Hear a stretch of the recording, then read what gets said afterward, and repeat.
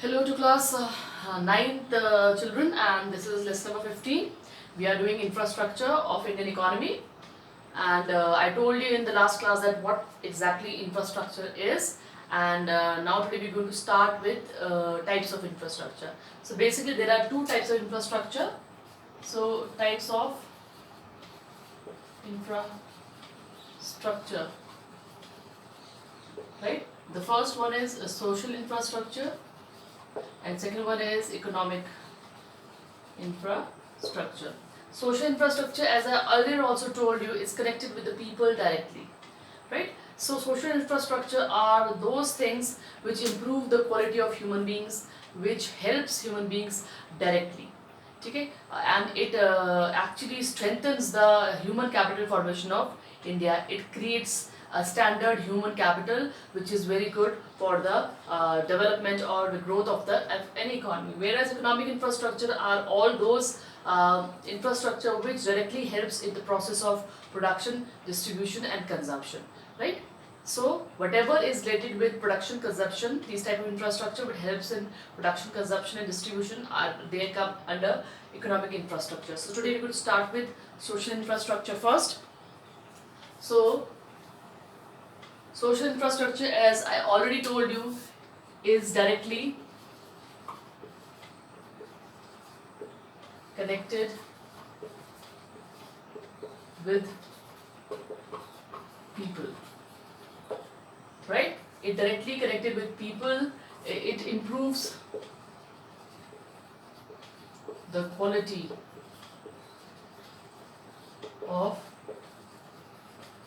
people, right? It improves the quality of people. Like example, you can take education, health. These all things improve the quality of people in any economy. See, if the people in your economy, if the people of an economy are good, they are educated, they are healthy and they are doing good, then obviously the human capital is going to be strong for the economy, because an economy without human is nothing, right? We need human beings everywhere. We need human beings for doing all kinds of economic activities. So it becomes very, very important for any country to strengthen its human capital, to develop its human capital through what? With the help of education and health. If you give good education to your human, they will get skilled, they will learn things, and they will definitely help in the production, and they will directly or indirectly they will help in the development of a country. Same way your health is there. Health is wealth. It is very well known phrase, health is wealth. And if the health of a human in a country is good, they would be able to do more work than what actually they can do when they are not well, right? So this is these are some small points. So let's read what's written here. They say that social infrastructure, I told you, include education, health, water supply, electricity. More examples could be water supply and electricity. I have not written here, right? So now we're going to start with first one, education.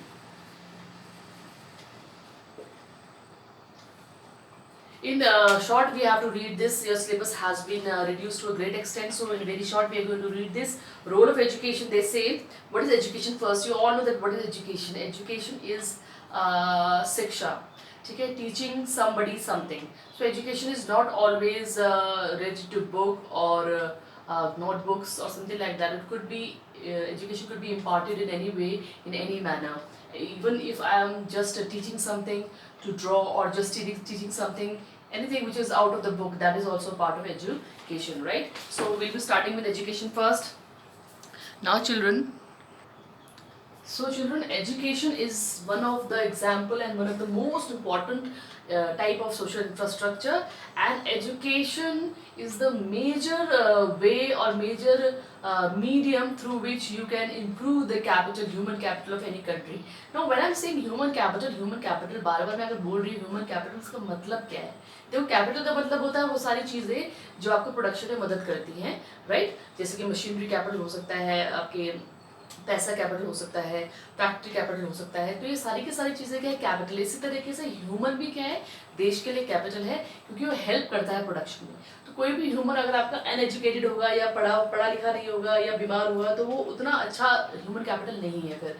सो हम अपने human capital को क्या कर सकते हैं, बहुत ही तेज बना सकते हैं, बहुत ही स्किल्ड बना सकते हैं, ट्रेन बना सकते हैं, ताकि वो बेस्ट काम कर सके। तो वो किसके थ्रू हो सकता है, with the help of education only. तो एजुकेशन एक तरीका है जिससे आप अपने ह्यूमन कैपिटल को क्या बना सकते हो, बहुत स्ट्रॉन्ग बना सकते हो। Right. So now we will read on page number 145. Education heading is there. So education is universally recognized as central component of human capital. तो पूरे यूनिवर्स में एजुकेशन को बहुत ही इम्पोर्टेंट, सेंटर मतलब बिल्कुल मेन कॉम्पोनेंट बोला जाता है ह्यूमन कैपिटल डेवलप करने के लिए। The role of education as a contributor to economic growth and its impact on population control. तो एजुकेशन से सिर्फ हम पढ़ाते ही नहीं है, एजुकेशन से हम लोगों को जानकारी भी देते हैं, लोगों के अंदर अवेयरनेस भी डालते हैं, या अवेयरनेस मतलब जागरूक करते हैं उनको, किन चीज़ों के बारे में कर सकते हो, पॉपुलेशन कंट्रोल के बारे में, लाइफ एक्सपेक्टेंसी के बारे में, infant mortality rate, improving nutritional status and strengthening civil institution is well organised. ठीक है। अब क्या है कि हम education, when we talk about education, we are not only talking about the bookish education, the notebook और बुक एजुकेशन। फिर also saying कि एजुकेशन का मतलब सिर्फ पढ़ाना ही नहीं होता है, एजुकेशन का मतलब लोगों को जानकारी देना और उनको जागरूक करना भी होता है। जैसे कि अगर मैं बोलूँ कि हम एजुकेशन देंगे कि भाई आजकल कोरोना वायरस फैला हुआ है, कोविड-19 फैला हुआ है, तो उसको आपको कैसे कंटेन करना है, उसको आपको कैसे रोकना है, थामना है, या अपने तक नहीं पहुंचने देना है। तो वो जो तरीके आपको बार बार मोबाइल के जरिए बताए जा रहे हैं, या this is being told you by some advertisements और सम थ्रू न्यूज़पेपर, या कोई व्यक्ति आपको बता रहा है, तो ये दिस इज ऑल्सो एजुकेशन। ठीक है। तो किसी भी तरीके से अगर आपके पास कोई इन्फॉर्मेशन आती है तो उसे एजुकेशन कहते हैं। एजुकेशन का मतलब सिर्फ ये नहीं है कि किताब और कॉपियाँ। ठीक है। सो एजुकेशन का मतलब क्या है, कोई भी ऐसा तरीका जिससे आप ये कर रहे हो, अवेयरनेस फैला रहे हो। जैसे कोरोना वायरस के बारे में अगर आपको बताया जा रहा है कि सैनिटाइजर यूज़ कीजिए, मास्क यूज़ कीजिए, this is also education. Same way अगर आपको अगर पॉपुलेशन कंट्रोल के बारे में बताया जा रहा है कि पॉपुलेशन, देश की पॉपुलेशन बहुत बढ़ रही है, इसे कंट्रोल कीजिए, कैसे कंट्रोल करना है, ये सब चीज़ें भी अगर आपको बताई जा रही हैं, तो ये भी क्या है, आपका एजुकेशन है। सेम वे अगर आपको बोला जा रहा है कि न्यूट्रिशनल फूड खाइए, अच्छा फूड खाइए, जिससे आप क्या रहोगे, आपकी इम्यूनिटी बूस्ट अप होगी और आप इम्यून रहोगे कोरोना वायरस के लिए। तो this is also education. So what all together I want to say is education is not basically the book education. It could be, the education can be could be imparted through any way, through any medium. ठीक है। So role of education, now that I am talking about role of education, now educational meaning मैंने आपको बता दिया कि क्या है। आप रोल ऑफ एजुकेशन के बारे में बात करें, now if you just talk about the role of education, then they say that obviously अब आपको मैं बोलूँ कि क्या रोल है एजुकेशन का, तो you're going to say यार education plays a very very important role. ठीक है। तो हम मेन इंपॉर्टेंट पॉइंट्स करेंगे। It modifies our behaviour. ठीक है। ये हमारे बिहेवियर को ठीक करता है।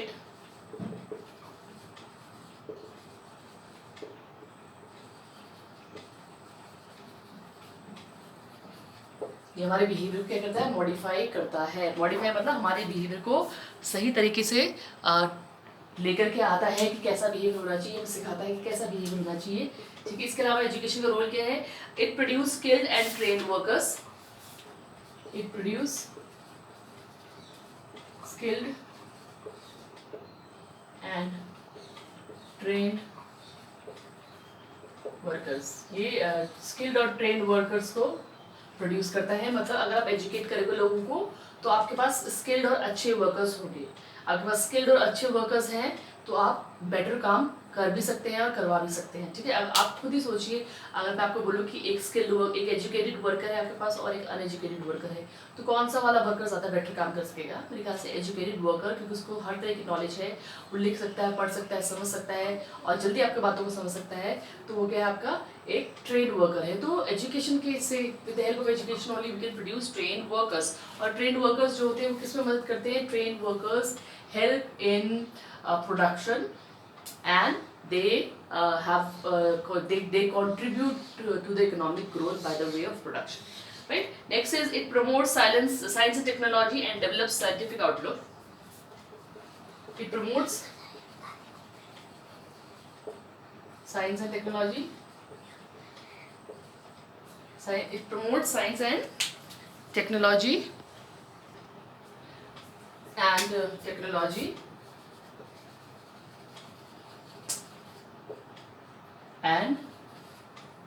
develops scientific outlook, right? So education helps in the development of science technology, मतलब एजुकेशन रहेगी तो हम उतना टेक्निकली एडवांस होंगे, हमारे पास ज़्यादा मशीनरी होगी, हमारे पास ज़्यादा इंजीनियर्स होंगे, और इंजीनियर्स वगैरह ज़्यादा होंगे तो हमारे पास मशीनरीज, नई नई मशीनरीज बनाएंगे वो लोग, तो हम टेक्निकली क्या हो जाएंगे, ज़्यादा एडवांस हो जाएंगे। और हमारा एक साइंटिफिक आउटलुक भी होता है। साइंटिफिक आउटलुक क्या होता है कि हम जो हर चीज़ को साइंस के तरीके से सोचते हैं, बजाय इसके कि हम अंधविश्वास के तरीके से सोचें। तो ये सब एजुकेशन की वजह से पॉसिबल हो सकता है।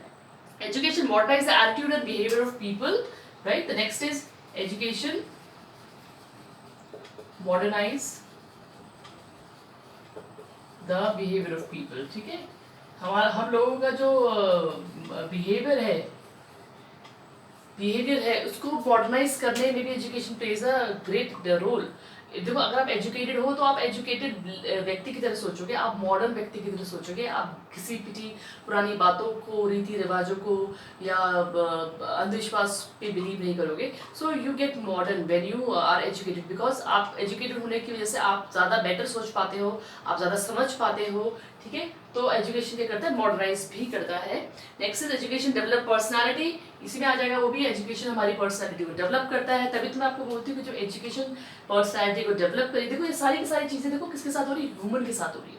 सारी चीज़ें जब ह्यूमन के साथ हो रही है तो सोचो ह्यूमन के साथ ही सारी चीज़ें होंगी। अगर उसे एजुकेशन मिल रही है, उसको ट्रेनिंग मिल रही है, उसको नॉलेज मिल रही है, वो नई मशीनरी से काम कर रहा है, उसका बिहेवियर बहुत मॉडर्नाइज हो रहा है, तो आप सोचो कि कितना ह्यूमन स्मार्ट बनेगा, कितना स्किल्ड बन जाएगा कि वो देश के लिए कुछ कर सकेगा, ठीक है। And the last one is education generate sense of national consciousness, ठीक है। तो एजुकेशन है वो जनरेट करती है क्या, sense of consciousness.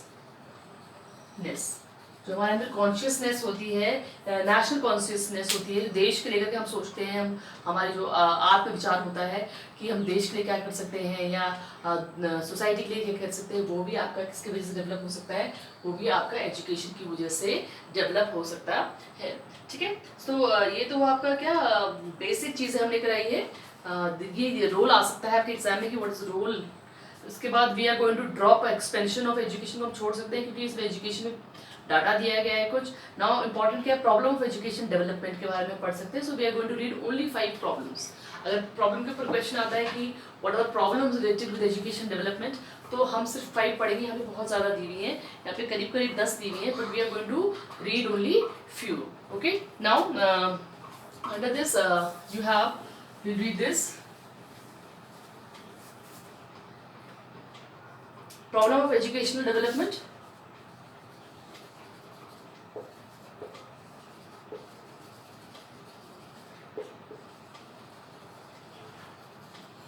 So under problem of educational development बहुत सारी problems दी है, but I told you earlier also that we are going to do only how many? We are going to do only 5, क्योंकि वो इससे ज़्यादा पूछते नहीं, और इतना ज़्यादा पढ़ने का कोई वो तुक नहीं है। It involves first of all, dropout rate. It involves tremendous wastage of resource and the dropout rate is still very high in all the levels of general education. So पहली जो problem है, मैं short में लिख रही हूँ dropout rate.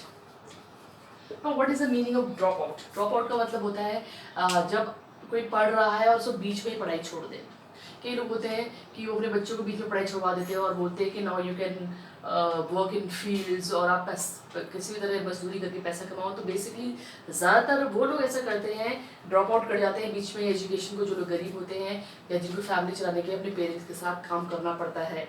तो भारत में जो ड्रॉप आउट है, ये इसका रेट, इसकी स्पीड, रेट का मतलब है स्पीड, ड्रॉप आउट मतलब बीच में ही पढ़ाई को छोड़ देना। तो बीच में पढ़ाई को छोड़ देने की जो स्पीड भारत में वो लगातार बढ़ती जा रही है, और ये हर लेवल पे है। और प्राइमरी लेवल पे भी है, सीधे सेकेंडरी लेवल पे भी है, 12th के बाद भी लोग पढ़ाई छोड़ देते हैं, ग्रेजुएशन पूरी नहीं कर पाते हैं। तो बहुत सारी चीज़ें हैं, कई लोग 6-7 तक ही पढ़ते हैं। This is known as drop out rate. तो ड्रॉप आउट रेट एक मेजर प्रॉब्लम है जिसको जिसकी वजह से हमारी एजुकेशन डेवलपमेंट नहीं हो पा रहा है, right. The next one is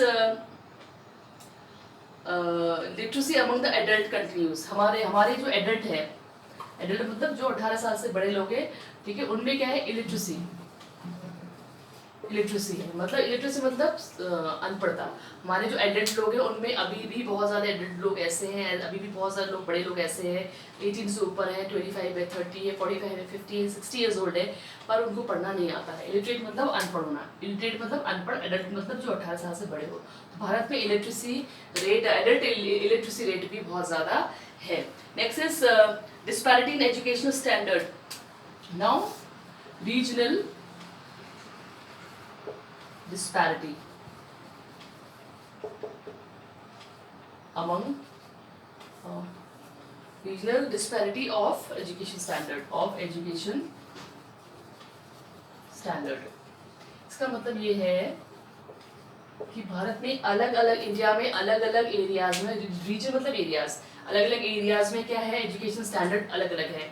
some areas are there which have very good schools, very good coaching centers, very good colleges, very good universities, and some areas are like that where you don't have even basic small schools. अगर आप if you go to the rural areas, अगर आप सिर्फ गढ़वाल की ही बात करें तो गढ़वाल में ही ऐसे बहुत से स्कूल्स हैं जहाँ पे आपको छोटे स्कूल मिलेंगे, टूटे फूटे होंगे, इंफ्रास्ट्रक्चर नहीं होगा, एक ही टीचर बहुत सारी क्लासेस पढ़ा रहा होगा, बुक्स नहीं होगी बच्चों के पास, स्कूल की बिल्डिंग नहीं होगी, कंप्यूटर नहीं होगा, ब्लैक बोर्ड नहीं होगा। तो ये सारी चीज़ें क्या है, ये सारी चीज़ें हमारी अलग अलग रीजन्स में अलग अलग होती हैं। तो कुछ रीजन्स में बहुत अच्छे स्कूल्स हैं, अच्छा एजुकेशन सिस्टम है, टीचर्स भी बहुत अच्छे हैं, कंप्यूटर एजुकेशन भी दी जा रही है, हर तरह की चीज़ें दी जा रही है। कुछ स्कूल, कुछ एरियाज़ में आपकी बहुत दूर होने की वजह से वहाँ स्कूल्स नहीं है, वहाँ किसी का ध्यान नहीं जा पाता है। तो इसे क्या कहते हैं, this is what known as regional disparity. Disparity मतलब जब हम अलग अलग क्षेत्रों में अलग अलग हिसाब किताब देखते हैं, तो कुछ एरियाज़ में तो बहुत सारे स्कूल्स हैं जो कि बहुत अच्छी बात है, लेकिन कुछ एरियाज़ में ऐसा नहीं हो पाता है। ठीक है, the next is discipline problem in colleges and university. Discipline problem in colleges and universities। ठीक है, तो बहुत सारे कॉलेजेस और बहुत सारे यूनिवर्सिटीज़ में आप देखोगे तो बहुत ज़्यादा डिसिप्लिन की प्रॉब्लम है। ठीक है, डिसिप्लिन मतलब कि लोग तरीके से रहते ही नहीं है, बच्चे दंगा कर रहे हैं, पढ़ नहीं रहे हैं, क्लासेस में नहीं आ रहे हैं, लड़ाई हो रही है। This is also very very wrong. तो डिसिप्लिन प्रॉब्लम भी एक बहुत मेजर इशू है जो कि हमारे एजुकेशन सिस्टम को डेवलप नहीं होने देता है। ठीक है, now lack of fund, lack मतलब कमी, लैक ऑफ फंड, फंड मतलब पैसा।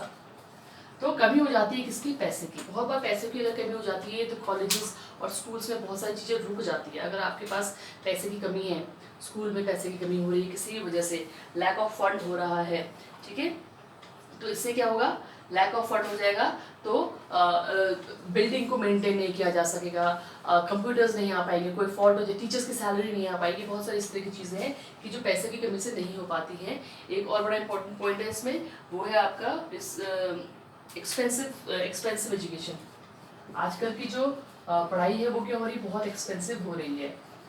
ठीक है, जिसकी वजह से बहुत सारे लोग सिर्फ इसलिए नहीं पढ़ पाते हैं कि बहुत सारा पैसा खर्च होता है और वो पढ़ नहीं पाते। If you see there are many poor people who can not afford education, they don't take education, they are not taking education because of the fact that education is very expensive. The tuition fees is 1,000, 2,000, 1,500, 3,000. So they are not able to afford the school education and they don't go to school सिर्फ इस डर के मारे कि हमारे पास तो पैसा ही नहीं है, फीस कैसे भरेंगे। और जब पैसा नहीं है और फीस नहीं भर पा रहे हैं तो वो लोग कर क्या रहे हैं, वो लोग क्या कर रहे हैं, अपने बच्चे को स्कूल नहीं भेजे हैं और उनको बोल रहे हैं कि तुम स्कूल में न जाओ क्योंकि हमारे पास पैसा नहीं है, तुम क्या करो, काम करो और क्या करो, पैसा कमाओ फैमिली के लिए। ठीक है, या तो फिर वो क्या कर रहे हैं, थोड़ा थोड़ा शुरू में भेज दे रहे हैं बच्चों को, फिर बाद में क्या कर रहे हैं, ड्रॉप आउट हो जा रहा है। ड्रॉप आउट मतलब बीच में ही पढ़ाई को छोड़ देना। तो ये कुछ प्रॉब्लम्स हैं।